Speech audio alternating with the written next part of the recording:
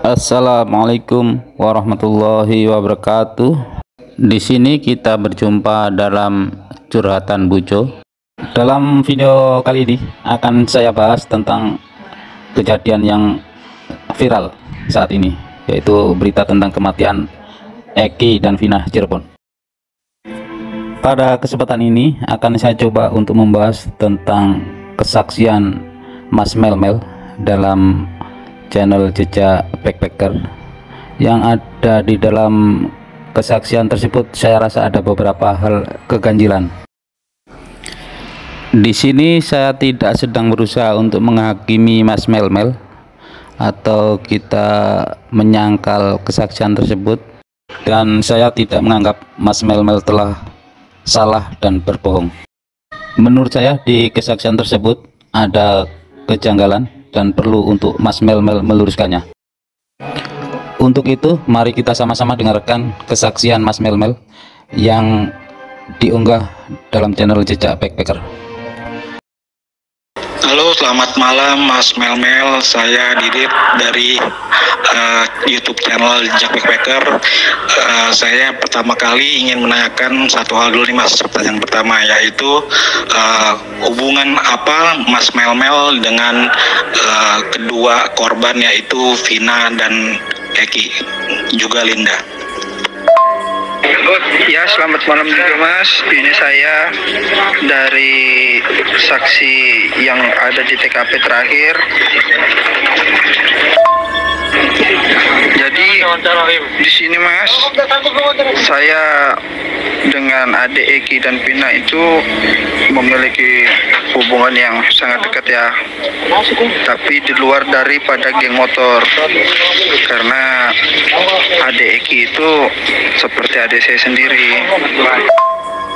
Kalau untuk Linda Mas, itu saya dikenalkan oleh Eki dan Vina, karena pada malam kejadian itu si Eki nelpon saya bahwa mau menjemput adik Vina. Kalau untuk kenalnya dengan Mbak Linda, ya udah lama sih Mas, cuma belum pernah yang namanya kita jalan bareng. Yang adanya itu saya dan Eki aja. Jadi ketika Eki punya masalah dengan Vina, Eki cerita dengan saya, curhat. Begitupun dengan Vina, jika dia punya masalah dengan Eki, dia juga curhat sama saya. Jadi ibaratnya itu saya kan paling tertua. Nah, ibarat itu saya paling tertua. Jadi saya kalau ada apa-apa mereka itu, dia itu memberitahu. Dari sini bisa kita bayangkan betapa akrabnya mereka, betapa intimnya antara Eki, Vina, dan Mas Melmel. Kita lanjut dengarkan. Oke Mas, bisa diceritakan nggak kronologisnya dari versi Mas Melmel ini pada saat malam kejadian Vina dan Eki dibunuh? Jadi di sorenya itu Eki nelpon, nah Kang ada kegiatan nggak nanti malam? Kalau nggak ada kegiatan, nih aku mau cerita nih, ada masalah dengan Eki, bisa nggak diselesaikan? Tapi saya nggak tahu Mas itu masalah apa. Ya saya pikirkan biasalah anak-anak muda, paling nanti juga teguran lagi. Saya berpikir seperti itu kan. Oh ya sudah Dek, nanti malam kita janjian di mana? Saya bilang gitu kan. Ya udah nanti Akang saya telepon lah, dia bilang begitu. Nah setelah itu Mas, malamnya ini sekitar jam 7:30 itu saya telepon ini si Eki, Dek, jadi nggak kita ini malam jalan? Kalau kamu mau jalan bawa Vina, ya bawa juga dong Linda, masa Akang sendiri? Tuh guyonan saya kan Mas. Oh iya sudah Kang. Nah Akang kita janjian tempat biasa, sekalian nanti kita jemput Vina dan Linda. Ya sudah, oke, kita akhirnya meluncur lah. Saya ini kan ketemu dengan si Eki ini. Akhirnya sudah ketemu, kita jemput si Vina dan Linda. Kita sempat jalan-jalan ini. Di alun-alun itu sempat jalan muter-muter. Setelah muter-muter itu kami sempat beli apa nih namanya, minuman lah. Nah ya, Dek, kita beli minuman dulu lah, mampir. Nah, akhirnya kita nih mampir beli minuman. Jadi setelah kami mampir beli minuman itu, di situ Pina sempat gelisah tuh, Kang, biar Pina goncengan sama Kang aja lah pulangnya, biar si Linda sama Eki. Tapi mereka berdua kan berdebat, loh kenapa begitu, kan awalnya kita berdua kata. Nah itu terus saya bilang, udah nggak usah ribut, sembarang aja yang mana mau ikut. Saya bilang begitu sama si adik Eki kan. Nah dalam itu ada beberapa motor itu lewat gitu, dia lewat dan terakin Eki. Nah si Eki ini ngomong, Kang, itu Kang kawan-kawannya si Egi gitu. Tapi saya kan nggak kenal sama si Egi yang mana posisinya saat itu. Jadi nggak apa-apa deh, kita lanjut aja. Wah itu si Linda ini memang dari awal itu memang sudah ngetik HP terus di atas motor, itu memang sudah ngetik HP terus, entah siapa yang dihubungin. Nah itu ya kita lanjut aja jalan ini. Setelah lanjut jalan ini, pas motor sudah lewat kan, yang tadi tuh saya bilang kawan-kawannya Egi sudah lewat itu, si Egi ngomong, ya nggak apa-apa deh, aman aja. Tuh kami lanjut. Di sini Mas Melmel menyatakan bahwa tidak kenal dengan kawan-kawannya Egi. Oke, lanjut. Jadi akhirnya nih kami lanjut nih Mas, jalan. Rencana schedule-nya kan memang masih mau jalan-jalan ya. Karena berhubung kami sudah jalan itu, kita tuh ngelewatin tongkrongan, kayak nggak salah itu tongkrongan anak motor. Cuma saya nggak tahu lah anak motor dari mana kan, karena kan saya di luar daripada geng motor. Tuh si Pina ngomong ke Linda, bilang, Pina, nah kita pulang aja ya, udah mau malam juga sudah nih, udah mau jam 11, dia bilang begitu. Ya akhirnya saya bilang, iya tuh Neng, kita pulang. Saya bilang begitu kan. Tuh kita pulang. Di jalan perjalanan pulang ini saya sudah ngomong sama si Eki, Dek, nanti singgah dulu beli bensin ya, soalnya bensinnya Akang mau habis nih. Jadi akhirnya kami singgah nih. Yang singgah itu saya sama Linda. Si Eki sama Pina ini lanjut terus. Loh, saya bilang kenapa itu kok Eki jalan terus, tak suruh si Linda hubungin si Eki. Saya bilang coba hubungin Eki itu, telepon, jangan dulu pulang sebelum kita datang. Saya pikir kan sudah mereka ini menuju rumahnya Pina toh. Jadi maksud saya itu nunggu di rumah Pina, maksud saya kalau memang dia sudah duluan sampai. Jadi iya Kang, udah saya telepon nih katanya gitu, udah saya chat katanya, nggak diangkat nih saya telepon, mungkin masih dalam perjalanan. Oh ya sudah, kalau gitu kamu chat aja si Eki atau si Pina, bilangin nanti kalau sudah sampai di rumah jangan langsung pulang duluan, tunggu Akang itu baru pulang sama-sama. Ya jadi akhirnya pulanglah saya ini Mas. Ya pas itu tuh saya langsung antar Linda ini pulang ke rumah Mas. Nah pulang ke rumah, setelah sampai di rumah saya tanya lagi loh, kok si Eki sama Pina kok belum sampai ya? Coba ditelepon, saya telepon nggak diangkat, berapa kali saya telepon nggak diangkat. Linda ini langsung masuk. Setelah dia masuk rumah saya putar balik tuh. Di sini keganjilan yang pertama muncul. Tadi disebutkan bahwa Mas Melmel mengantar Linda. Baru nyampe rumah Linda, Mas Melmel sudah tahu kalau Eki dan Vina itu belum nyampe ke rumah. Padahal kan mereka tujuannya ke rumah Vina. Yang semestinya Mas Melmel ini tahu kalau Eki dan Vina belum nyampe ke rumah Vina setelah dia ngecek atau sudah nyampe di rumahnya Vina. Putar balik, saya keluar, sudah jalan raya itu saya putar-putar nih cari kemana nih si Eki nih, kok nggak diangkat-angkat nih, perasaan gak enak. Akhirnya saya ketemu tuh sama temannya si Eki. Dia bilang begini, Kang, susul si Eki ke jembatan play apa itu. Dia bilang susul Eki di jembatan apa gitu, bilang malam itu. Dia bilang si Egi sama kawan-kawannya tuh mau berantem tuh, mau kasih pelajaran ke Egi tuh. Akhirnya saya nih panik kan, langsung meluncur ke lokasi tuh. Ini kejanggalan yang kedua. Mas Melmel ketemu sama temannya Eki dan mendapatkan kabar kalau Eki mau berantem sama kelompoknya Eki. Yang semestinya teman tersebut diajak Mas Melmel turut serta untuk mengejar Eki. Sebelum sampai di jembatan tuh, saya itu melewati ini SMP 11. Nah, di SMP 11 tuh saya taruh motor tuh. Saya lihat tuh mereka tuh di dalam. Saya juga nggak berani untuk masuk ke dalam karena ini Pina sama Eki ini sudah dipukulin gitu. Tuh ada warung yang masih buka ya mas, yang nggak buka full, maksudnya itu sudah mau tutup lah. Di situ tuh ada laki-laki mas, saya ajakin untuk masuk ke dalam, nggak berani. Nah dia nggak berani masuk ke dalam, akhirnya saya lah memberanikan diri ngendap. Akhirnya mereka tuh ya mas, jadi pas setelah saya sudah ngendap, saya ngelihat itu penyiksaan di 11 orang itu mas, semuanya tuh ya itu Pina itu mas. Saya mau maju tapi saya nggak berani, apa nanti saya jadi yang ketiganya, saya bilang begitu kan.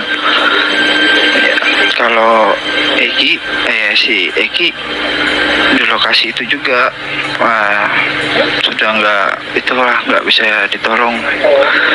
Jadi setelah Pina selesai digituin, mereka bawa ke jembatan itu. Nah di situ mereka taruh Eki dan Vinaya. Setelah mereka pergi tuh, saya ngampirin. Saya sempat tuh megang si pertama tuh, saya megang Eki ya. Di situ memang sepi betul lah mas. Akhirnya saya tuh megang Eki, saya periksa Eki, enggak ada, memang sudah pergerakan. Jadi saya pindah ke Pina. Pina ini kan sudah sebagian bawahnya kan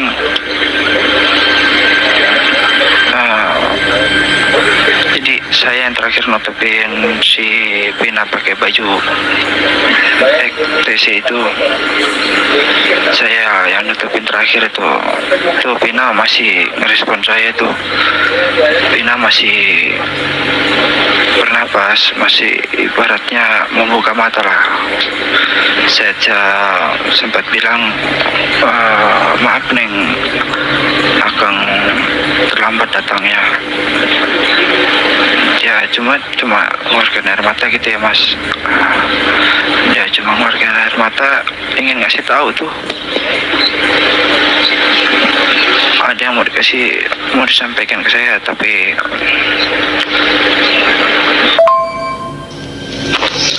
Halo mas, ini saya tanya nih mas, sekali lagi mas, apa benar sejujur-jujurnya mas melihat Vina dan Eki dipukulin dan dilecehkan saat malam itu mas?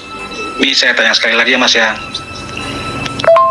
Untuk sementara bukan saya tidak berani, cuma untuk melawan mereka itu kita harus pintar. Jadi setelah itu kita lanjutkan tadi ya mas. Jadi setelah itu saya bilang sama Neng Pina begitu, saya cari bantuan, saya putar-putar nih, cari bantuan pergi. Saya pertama datangin itu warung yang pertama saya datangin, yang ada mas-mas yang saya ajak itu, ternyata sudah nggak ada mas, sudah tutup, udah nggak ada. Saya gedor-gedor pun nggak ada keluar. Nah setelah itu akhirnya akhirnya saya balik nih. Saya sudah balik itu udah rame ya mas, udah rame, sudah pada ngumpul nih. Sudah itu, ketika itu rame, saya maju nih. Saya ngeliat ini beberapa tersangka yang tadi ikut mukulin Pina itu di lokasi itu. Cuma ya saya nggak bisa berbuat apa-apa mas. Jadi saya pas mau melangkah maju, sontak dalam hati itu kayak ada yang nahan mas. Kang, udah, Akang nggak usah maju. Akang cukup ambil foto kami terakhir. Seperti itulah bisikan itu ya mas. Jadi akhirnya saya ambil nih foto. Makanya saya kenakan itu foto itu saya kenakan sepatu ya. Nah itu sepatu samping saya itu si Egi mas. Di sini Mas Melmel bilang kenal dengan Egi, padahal sebelumnya dia sampaikan tegaskan bahwa dia tidak kenal dengan Egi dan kelompoknya. Ya saya foto, tapi saya nggak bisa ngambil foto langsung satu badannya, jadi saya ngambil foto dari bawah ya mas. Lihat itu sepatunya Egi. Setelah itu ramai sudah nih mas, ramai. Pina itu masih, kalau saya bilang masih ada napas lah, masih waktu dibawa ke rumah sakit Pina itu masih. Jadi saya ini perjalanan ini bingung ini mas, kemana saya mau mengadu nih. Akhirnya saya punya teman yang satu kampung, saya cerita nih, ayo kita ke rumahnya Pina. Ternyata beberapa tersangka itu sudah duluan ke rumahnya Pina, ngabarkan bahwa Pina itu kecelakaan mas ya. Saya tetap ada mas, cuma di kalangan itu nggak ada yang kenal saya sama sekali, karena memang saya pribadinya kenal sama Egi dan Pina aja. Diulang lagi bahwa Mas Melmel menegaskan bahwa kenalnya cuma sama Vina dan Egi. Waktu itu HP-nya Pina ditahan sama polisi, semuanya lah mas ya. Itu akhirnya polisi menyimpulkan kalau itu kecelakaan ya mas. Karena berhubung polisi sudah menyimpulkan itu kecelakaan, hasil visum pun juga tidak jelas. Dan itu pertama awalnya itu hasil visum itu yang terdengar oleh saya, yang nempel di kemaluannya almarhum adalah spermanya Egi ya. Itu yang saya tahu pertama mas. Jadi saya bingung kok bisa ya rumah sakit nggak tahu hasil otopsinya. Seharusnya kan di situ kan ada sperma mereka, kenapa itu tidak keluar mas? Itu pertama. Yang kedua itu mereka bilang Egi meninggal karena terakhir ditusuk ya. Egi itu dipukul pakai balok, terus dipukul pakai batu. Begitupun juga Pina ya mas. Pina itu disiksa bisa-bisan itu. Kalau si Pinanya, kalau untuk Pina memang disiksa habis-habisan tuh. Jadi saya itu mental saya betul-betul dihajar itu. Mental saya betul-betul dihajar habis-habisan sampai saya bingung nih. Akhirnya ada inisiatif saya ya. Ada salah satu temannya Linda itu, ya cewek juga. Ternyata si Linda ini suka sama si Eki, tapi si Eki nggak merespon gitu ya. Itu cerita cinta monyet mereka lah ceritanya. Saya kan nggak menuju ke situ hari itu. Jadi ada nih teman saya nih, si, ya pokoknya adalah dosis disebut ya, yang ngomong terakhir yang malam itu ngasih tahu ke Egi bahwa Pina dan Eki itu akan melewati situ. Itu sudah disetting mas, sudah disetting sama si Dinda ya.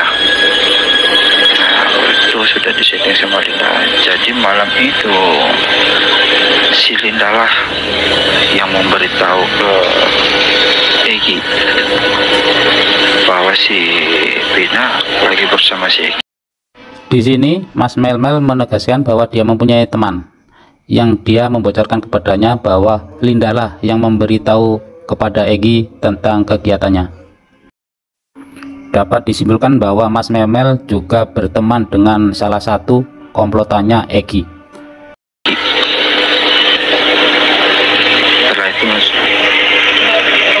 Setelah itu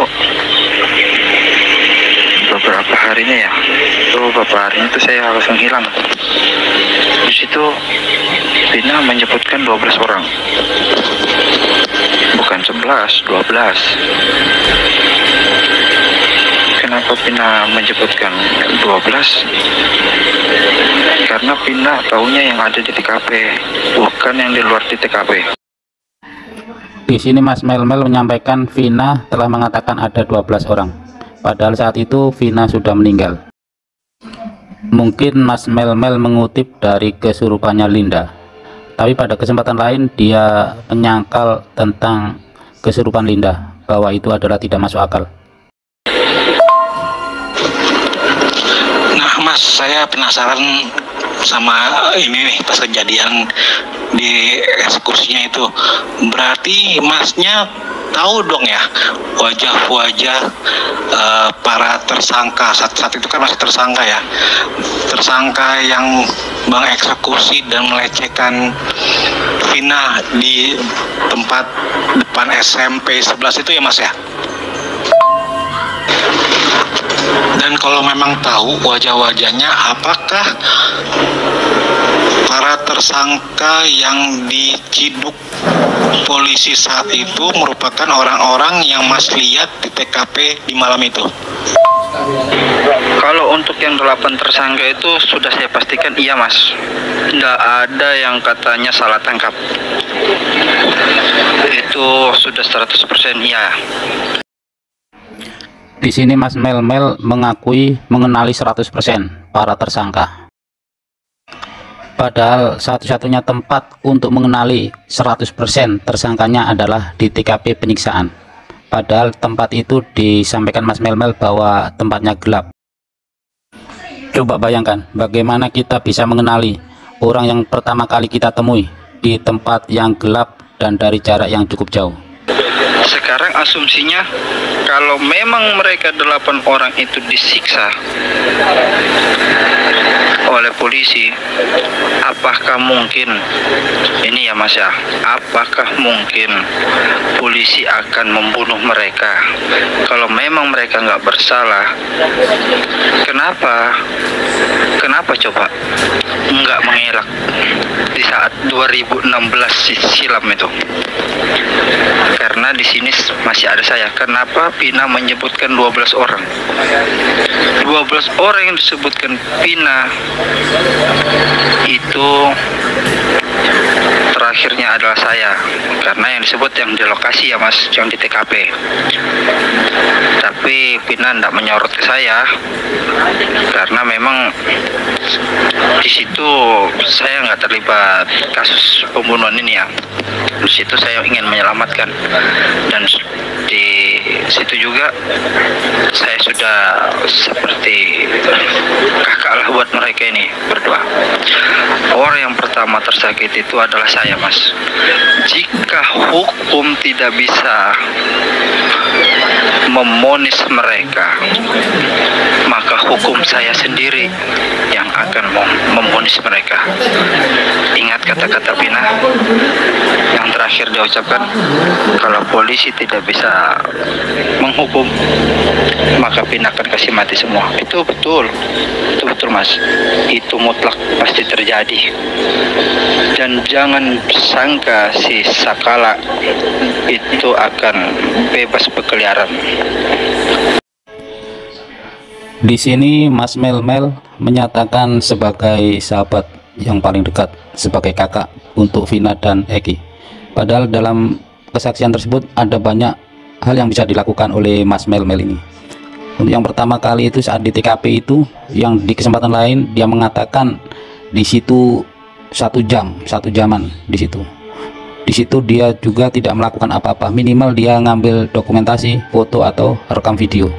Yang kedua yang tidak dilakukan oleh Mas Melmel lagi, saat mendatangi rumah Vina, dia tidak menyampaikan maksud cerita kejadian sebenarnya yang dialami Vina.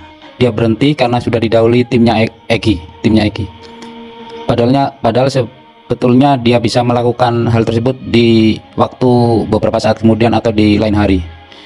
Demikian pula Mas Melmel tidak melaporkan hal tersebut ke pihak polisi. Padahal ini bisa ditempuh karena Mas Melmel merasa sebagai sahabat saudara kakak bagi Eki dan Vina. Demikian sobat, beberapa kejanggalan yang saya tangkap dari kesaksian Mas Melmel. Semoga kita semua tetap bijak menyikapi hal ini tanpa ada penghakiman atau anggapan yang miring terhadap kesaksian Mas Melmel. Segala informasi mungkin akan berguna bagi penyidikan kasus ini. Kita doakan bersama semoga kasus Eki dan Vina ini segera selesai, tuntas, dan membawa keadilan yang seadil-adilnya, baik untuk keluarga korban, almarhum, almarhumah, dan keadilan juga buat pelaku-pelaku kejahatan seandainya itu pun ada. Kita doakan bersama-sama. Sekian dan terima kasih. Wassalam.